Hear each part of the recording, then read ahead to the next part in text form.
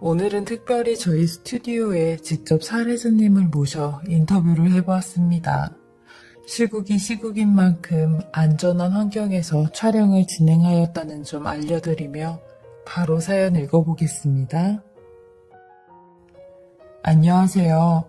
저는 올해 63세인 58년생 개띠입니다. 그 유명한 개띠로 태어나 베이비붐 세대를 살아온 사람이죠.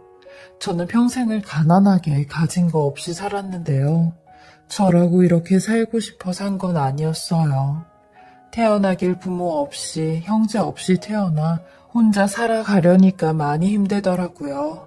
저는 보육원에서 13살까지 지내다가 거기서 형 동생 하며 지낸 5살 많은 형을 따라 보육원을 도망쳐 나왔어요. 그리고 거리에서 생활을 했죠. 처음부터 잘못 키운 단추는 나이가 먹으면 먹을수록 더욱더 엇나가게 되었고 점점 경쟁 속에서 멀어진 사람 같았어요. 어쩌면 저 같은 사람은 태어날 때부터 이미 패배한 DNA를 갖고 태어난지도 모르겠네요.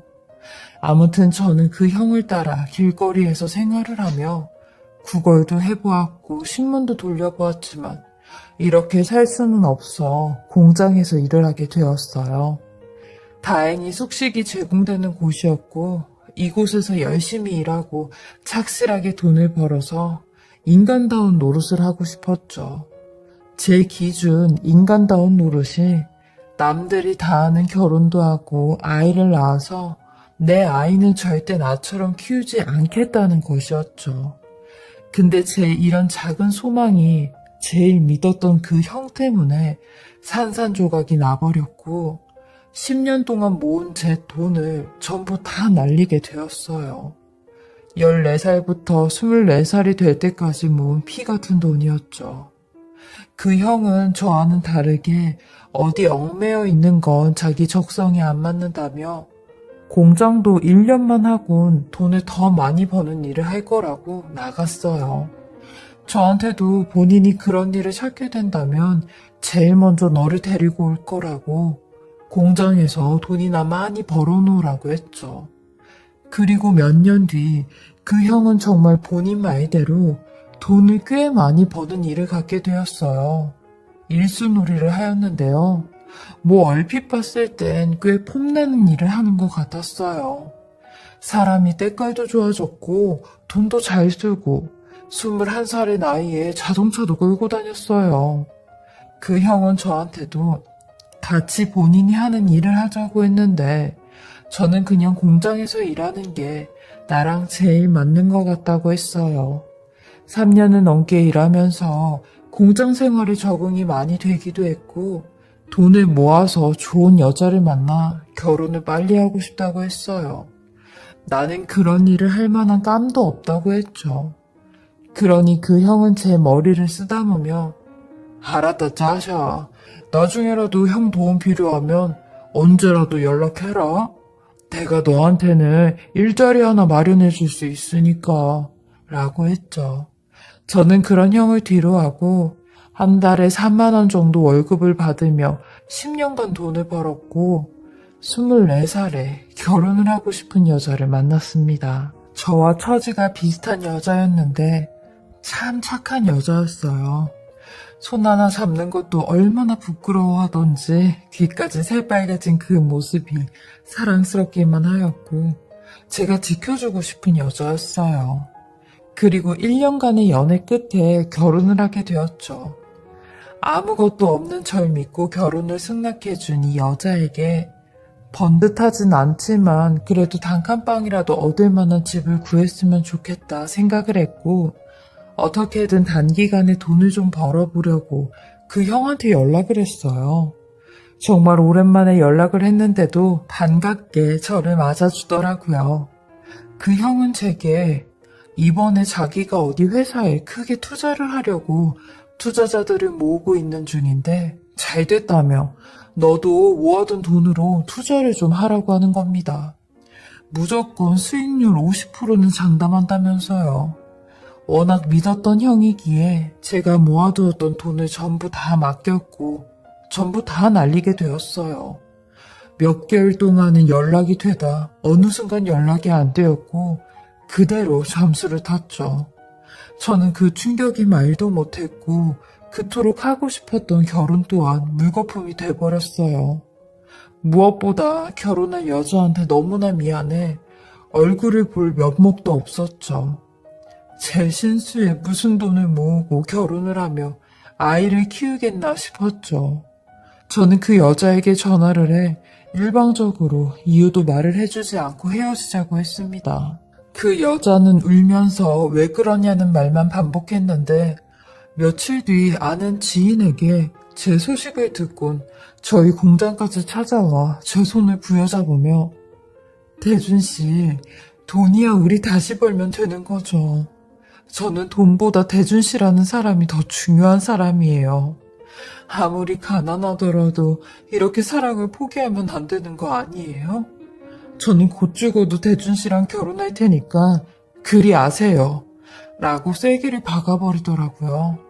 저는 이 사람의 모습에 내가 어떻게든 당신 먹여 살리겠다며 결혼을 하자고 했고 정말 가난하게 시작을 하여 하나하나씩 삶이란 그림을 그려나갔습니다.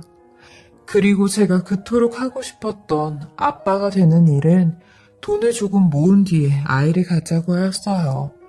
이 부부는 아내도 동의를 하였고요.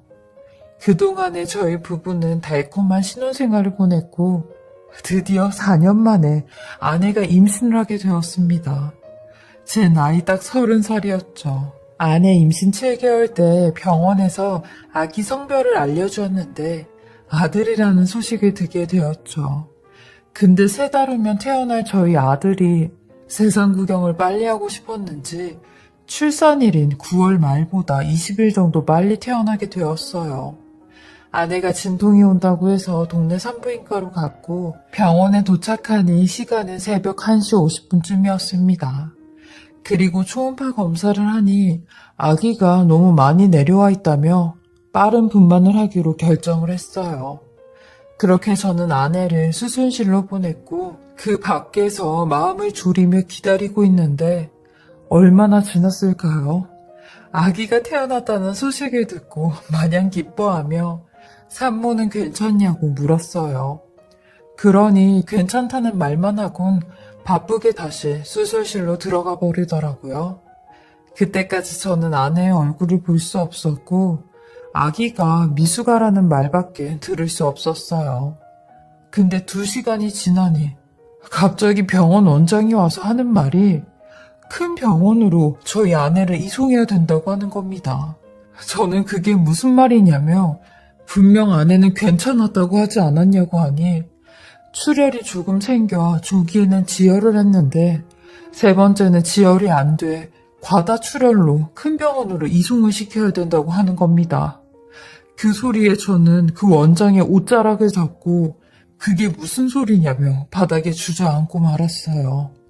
그리고 수술실 밖으로 나오는 아내의 모습은 말로 표현할 수 없을 정도로 침대가 붉게 물들어져 있었어요. 그 상황에도 산부인과 원장은 대수롭지 않게 별일 없을 거라고 하는데 그때 그 원장의 멱살을 잡지 못한 게 천추의 한으로 남았어요. 왜냐면 저희 아내가 큰 병원으로 이송이 되다 결국 하늘나라로 가게 되었거든요. 제 아내는 그렇게 안아보고 싶어 했던 아들을 한 번도 안아보지 못한 채 그대로 눈을 감게 되었어요. 장모님은 그 충격으로 쓰러지게 되셨고 장인어른은 제 탓을 하며 너 같은 사람 만나서 내 딸이 뼈 빠지게 고생만 하다가 그렇게 간 거라고 우리 딸 살려내라고 하시는데 저는 그런 장모님과 장인어른 앞에서 고개만 숙인 채 맘 놓고 소리내어 울지도 못했습니다. 제가 우는 것조차 염치였고 죄인 같았거든요. 그렇게 저는 아내를 손 한 번 잡아주지 못한 채 떠나보냈고 제정신이 아닌 모습으로 장례를 치렀습니다. 사실 아내가 저 세상에 갔다는 현실도 충분히 힘들었는데 그것보다 더 막막했던 건 아내 없이 혼자서 아들을 키워야 한다는 거였어요. 그냥 깜깜하기만 했죠. 애 기저귀는 어떻게 갈아야 하며 분유는 어떻게 먹여야 하는지, 그리고 애가 자지러지게 울 때면 어떤 식으로 달래야 하는지 아무것도 몰랐으니까요. 저는 아내의 3일장을 마치고 포대기에 쌓여진 아들을 안고 집으로 왔는데 집에 오자마자 아들을 꽉 껴안고 집이 떠나갈 듯이 엉엉거리며 울었습니다. 아내와 이 조그만 아들에게 미안했는데 아내에게는 지켜주지 못한 것과 아들을 잘 돌봐주지 못할 것 같은 마음에 미안했고 아들에게는 엄마를 잃게 한 것과 곧 있으면 이별을 해야 될 것 같다는 마음에 미안했어요. 왜냐하면 아들을 보육원에 맡기려고 했거든요. 이런 형편에 애를 혼자서 키우는 건 염두가 안 났어요. 누가 애를 돌봐주는 것도 아니고 그렇다고 저 대신 누가 돈을 벌어다 주는 것도 아니니 이 선택이 최선의 선택이라 생각했어요. 처형은 이런 제 선택에 벗은 발로 절 찾아와 제부 왜 그래요? 하늘에서 우리 현숙이가 제부 모습 보면 얼마나 분통하겠어요? 지 목숨 다 바쳐가며 낳은 아이인데 어떻게 그런 소리를 해요? 그러니까 그냥 죽이 되든 밥이 되든 애는 보내지 마세요. 라고 하는데 저요, 생각해 보셔요. 나 혼자만 굶고 나 혼자만 힘들게 사면 될걸. 아무 잘못 없는 내 아들까지 굶기는 건 말도 안 되는 거 아니냐고요. 이 어린 것이 애비 잘못 만나서 고생하는 게 차라리 보육원이라도 가면 굶는 일은 없을 거잖아요. 저랑 같이 사는 것보단 나을 거 아니냐고요. 라며 바닥을 치며 나도 이런 내가 싫다고, 내 아들이랑 헤어지기 싫다고 울부짖었어요. 그러니 너무 고맙게도 저희 처양이 그럼 자기한테 애를 맡기고 형편이 나아지면 데리고 가라고 하더라고요. 처형네 형편도 저랑 별반 다르지 않았는데 저희 아들을 맡겨준다는 말에 저는 너무 염치 없지만 몇 년만 아들을 좀 맡아달라고 했어요. 그리고 매달 많은 돈은 아니지만 생활비는 꼭 챙겨서 드릴 거라고 했죠. 이렇게라도 애비 노릇을 하는 게 맞는 거였으니까요. 저는 아들에게 제가 아빠라는 걸 잊어버리지 않게 일이 없을 때는 아들을 찾아가 같이 놀아주곤 했어요. 이런 처형의 도움으로 아들 서기를 5년 동안 맡길 수 있었고 아들이 유치원에 들어갈 무렵 저도 형편이 좀 나아져 드디어 제 아들과 함께 살 수 있었습니다.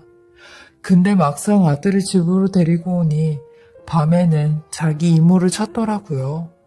저는 5, 6년 동안 같이 하지 못했던 세월을 어떻게든 만회하려고 무던히도 애를 썼어요. 그리고 이런 제 노력에 아들도 곧잘 저를 따랐죠. 그렇게 아들이 10대가 되고 20대가 되어 대학에 졸업해 직장을 얻을 나이가 되었어요. 언제 이렇게 컸는지 벌써 27살이나 되었죠. 근데 아들은 직장보다 결혼을 더 먼저 하겠다며 며느리 될 아이를 데리고 왔는데 며느리 나이가 아들보다 3살이 많아 여자친구가 먼저 결혼을 하자고 했다네요. 전에 아들을 통해 사진을 몇 번 봤었는데 실제로 보는 건 처음이었죠. 실제로 보니 인상도 좋고 성격도 싹싹하고 부끄럽게 아버님 소리도 잘하더라고요. 그리고 밥을 먹으며 이러한저런 얘기를 했는데 예비 며느리가 먼저 본인 가정사 얘기를 하더라고요. 며느리는 자기 나이 20살 때 아버지가 돌아가셨다고 했어요. 저도 그런 예비 며느리의 말에 먼저 간 아내의 생각이나 눈시울이 붉어졌죠. 저는 지갑을 꺼내 지갑 속에 들어있는 제 아내의 사진을 보여줬는데 자네는 아버지랑 함께한 20년이라도 있지만 우리 석이는 지 엄마 얼굴을 모르고 자랐어요. 그러니 둘이 이런 아픔을 잘 감싸주길 바란다고 했어요. 그러니 예비 며느리도 제게 본인 가족 사진을 한 장 보여주더라고요. 저는 웃으면서 그 가족 사진을 받아보았고 그 사진을 보자마자 손이 떨려 식탁에 손을 놓치고 말았어요. 예비 며느리의 아버지라고 하는 사람이 바로 제 돈을 가지고 잠수를 탄 그 형인 겁니다. 그 배신자의 얼굴을 어떻게 잊겠습니까?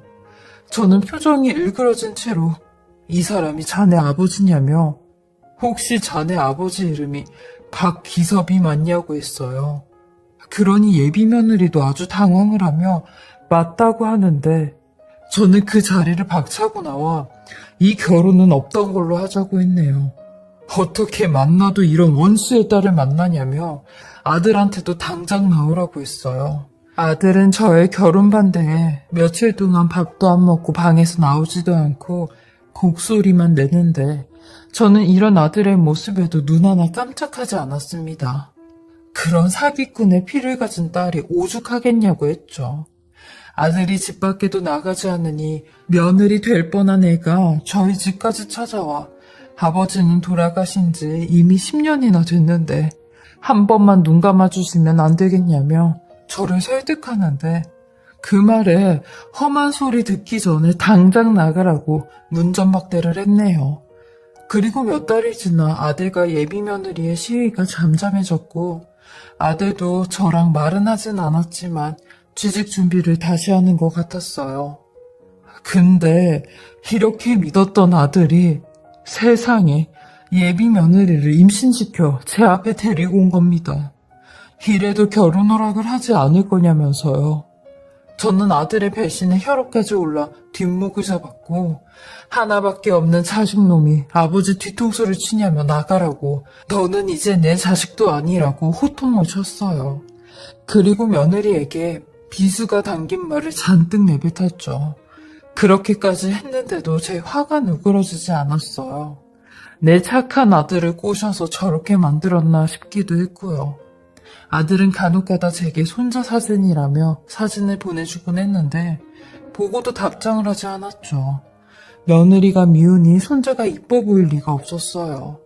하지만 계속 사진을 보내오니 핏줄은 핏줄인지라 보고 싶었고 손자 100일 때 처음으로 아들이 손자를 데리고 집에 왔어요. 며느리까지 데리고 왔는데 저는 아들과 손자만 들어오라고 했고 며느리에겐 재수가 없으니까 나가라고 소리를 쳤어요. 소금이라도 뿌리지 않는 게 다행이라고 했죠. 저는 이런 식으로 아들과 손자는 계속 봐왔지만 며느리는 한 번도 본 적이 없었어요. 한 번은 며느리가 제 생일날 생일 도시락을 싸왔다며 아들과 같이 왔는데 저는 그 도시락을 쓰레기통에 다 집어던지며 누가 이딴 거 먹는다고 했냐고 네가 이런 걸 싸우면 내 화가 가라앉을 줄 아냐고 했어요. 왼수의 딸이 여기다 뭔 짓을 했을지 누가 아냐고 했죠. 내가 네 아버지 생각만 하면 자다가도 잠이 깨는 사람이라고. 네 아버지 때문에 내가 얼마나 고통 속에 살았는지 아냐고 했어요. 너나 네 아버지는 죽어서도 그 죄값을 못 갚는다고 했죠. 그러니 며느리는 눈물을 보이며 2번 다시 나타나지 않겠다고 하더라고요. 그렇게 저는 며느리는 없다 생각하고 살았어요. 아들만 손자만 바라보며 살았죠.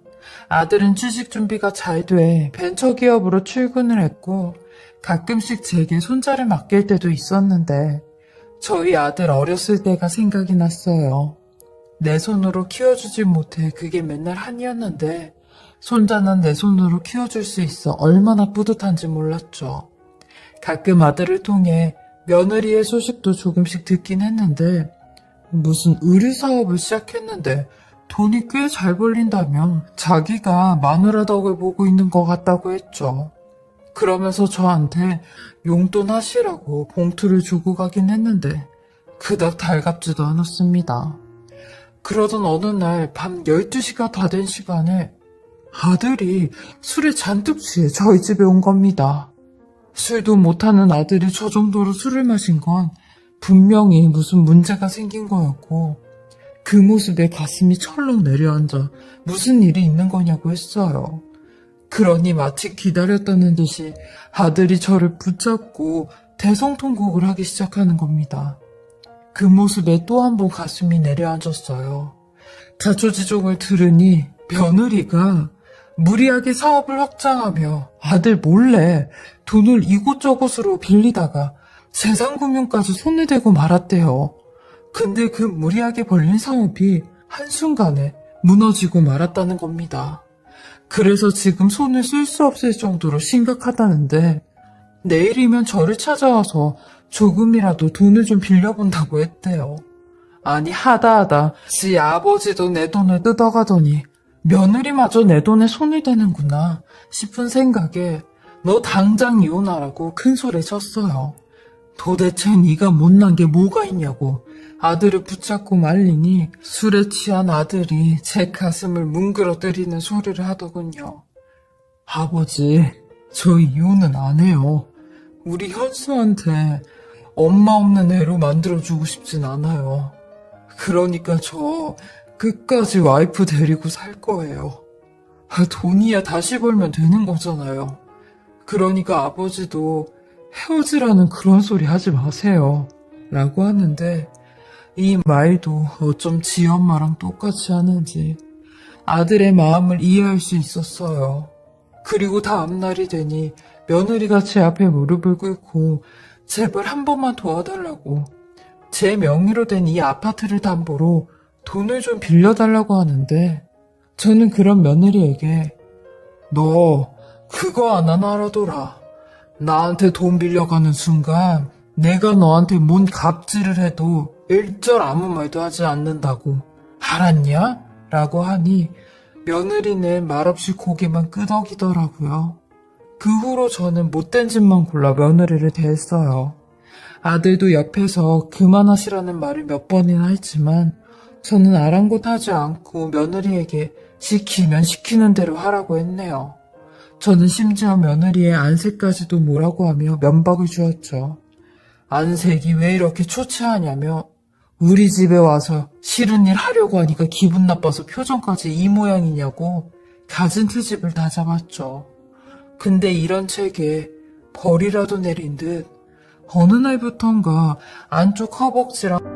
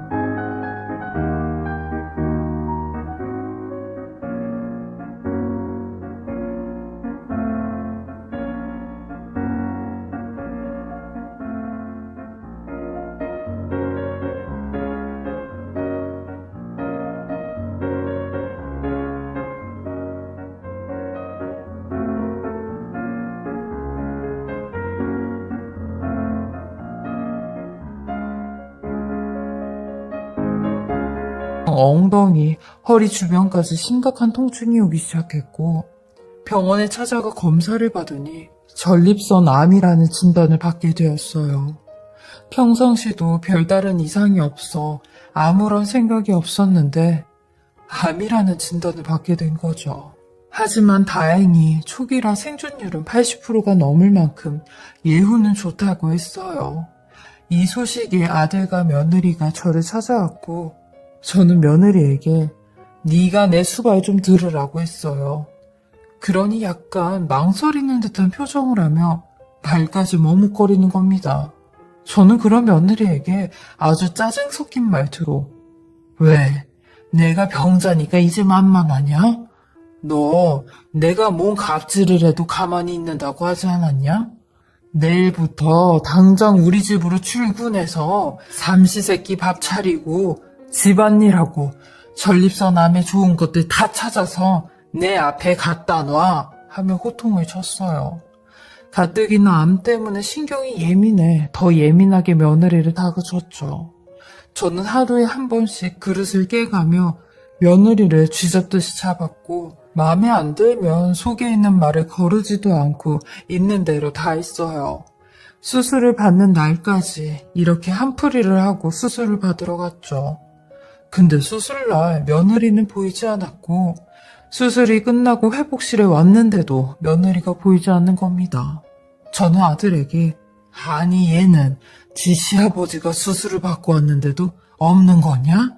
라고 하니 아들이 제 손을 부여잡고 울기 시작하는 겁니다. 그냥 우는 것도 아니고 숨이 넘어갈 듯이 우는데 저는 제정신이 아님에도 그런 아들을 붙잡고 왜 그러냐고 했어요. 아버지 괜찮다고 울지 말라고 하니 아들 입에서 전혀 생각지도 못한 말이 튀어나오는 겁니다. 그 말은 다름 아닌 며느리의 얘기였는데요. 며느리가 어제 저녁 제 수발을 들고 나서 집에 오자마자 응급실로 실려갔다는 겁니다. 이유는 대장암 사기 때문이었다는 거죠. 저는 아들의 말을 듣고도 믿어지지 않는다는 식으로 무슨 말을 하고 있는 거냐고 했어요. 그러니 아들이 울부짖으며 아버지, 현수 엄마 여태 대장암 4기 환자였어요. 라고 하는 겁니다. 아들 말로는 며느리가 대장암 4기 진단을 받은 지 5개월이나 넘었다고 하는데 며느리가 그랬대요. 어차피 얼마 못 사는 거 치료도 하고 싶지 않고 그냥 이대로 살다가 가고 싶다면서요. 치료 시작하면 가족들과 보내는 시간이 더 짧아지고 무엇보다 집에 빚밖에 없으니 치료받는 건 말도 안 된다고 했다는데 아들은 이런 지 와이프를 데리고 병원도 끌고 가보고 회유도 해보고 했대요. 그런데도 환자 본인이 치료를 거부하면 병원에서도 어찌할 도리가 없다고 했다는 겁니다. 어쩐지 제가 아까도 말했듯이 어느 순간부터 며느리의 안색이 안 좋아졌는데 저는 그것도 모르고 며느리를 쥐잡듯이 잡았다는 생각에 입이 다물어지지 않았어요. 그리고 아들은 제게 또 한 가지 충격적인 이야기를 해주는데 며느리가 그랬다네요. 내가 죽기 전까지 그동안 아버님한테 우리 아빠가 저지른 죄값 그거 다 갚고 희생하며 조용히 살다가 가고 싶다고 했대요. 그래서 몸이 아프고 쓰러지는 상황에도 제 타박을 들어가며 저 아픈 것까지 병수발을 해주었다고 하는데 저는 순간 내가 도대체 며느리에게 무슨 짓을 한 거지? 라는 생각으로 죄책감이 물밀듯이 밀려들어왔어요. 아들은 아마 며느리가 사업이 한순간에 무너지게 되면서 엄청난 스트레스가 암까지 불러온 것 같다고 하는데 실은 며느리가 무리해서 사업을 진행한 것도 저한테 용서를 빌고 싶어서 그렇게 악착같이 했다는 겁니다. 지 아버지가 저한테 사기친 돈과 제 가슴에 대못 박으며 혼전 임신한 것까지 저한테 용서를 빌려면 자기가 떳떳해야 된다고 그때까지 제 얼굴을 보지 못하더라도 열심히 살 거라고 했다는데 결국엔 또다시 제게 실망을 주고 말았다며 자책을 엄청나게 했대요. 그러니 자기가 마지막으로라도 아버님께 희생하는 게 도리고 이치라고 했다는데 그 말을 듣는데 제가 정말 며느리한테 몹쓸 짓을 했구나라는 생각에 가슴을 주먹으로 내리쳤어요. 이 벌을 어떻게 다 갚나 싶은 생각도 들었고 며느리 아버지가 잘못한 일인데 왜 며느리까지 미워했나 싶은 얄팍한 후회가 밀려왔습니다. 저는 벌벌 떨리는 몸으로 아들에게 내가 어쩌면 좋겠냐고 같이 눈물을 흘리니 본인 와이프를 용서해달라는 말을 하더라고요. 그렇게 저는 6일째 되는 날 퇴원을 하고 곧바로 며느리가 입원해 있는 병실로 가게 되었습니다. 병실 앞에서 몇 번이나 망설이다 들어갔는지 차마 며느리의 얼굴을 볼 자신이 안 났어요. 그리고 어렵게 바를 때 베드에 누워있는 며느리를 보게 되었고 그 자리에서 눈물이 왈칵 쏟아졌어요. 전 그런 며느리에게 왜 말하지 않은 거냐? 네가 이렇게 아팠다면 내가 너를 그렇게까지 미워하지도 원망하지도 않았을 텐데 왜 그런 거야? 라고 하니 아버님이 이렇게라도 저랑 저희 아빠한테 미웠던 감정들 다 쏟아내셨으면 하는 마음에 그냥 가만히 있었어요. 아버님께서 이렇게라도 저한테 푸셔야지 마음에 응어리가 없으실 것 같아서요. 저도 아버님한테 여태까지 잘한 게 없는데 저도 아버님 볼 면목이 없었어요. 하는 말에 저희 셋은 목 놓아 말없이 흐느꼈습니다. 며느리는 제게 손을 내밀며 아버님, 저희 아빠 대신 제가 이렇게 용서를 빌게요. 그리고 제가 하늘나라 가면 아빠한테도 죄값 달게 받으시라고 하겠습니다. 그러니까 용서해 주세요. 라고 하는 며느리의 말에 저는 고개를 끄덕이며 나도 용서를 빈다고 했어요. 그동안 너를 아무 이유 없이 미워하고 괴롭힌 모든 것들 용서해 달라고요. 그렇게 저는 6년간의 짧은 만남을 끝으로 며느리를 하늘나라에 보내주게 되었어요. 그리고 며느리가 하늘나라에 간 지도 벌써 1년이 흘렀고요. 모든 걸 돌려놓고 싶지만 이미 많이 늦어버린 지금 저는 땅을 치고 후회를 하고 있는 중입니다. 그리고 며느리의 마지막 부탁대로 저는 손주를 잘 보살피고 있는데요. 요 며칠 전엔 손자가 하늘을 보며 그런 말을 하더라고요. 엄마, 현수 보고 싶으면 언제라도 하늘나라에서 비행기 타고 와야 돼요. 라고요. 아직 어린 손자는 지 엄마가 미국이나 유럽이라도 간 것처럼 하늘나라에 갔다고 믿고 있었어요. 제가 옛날에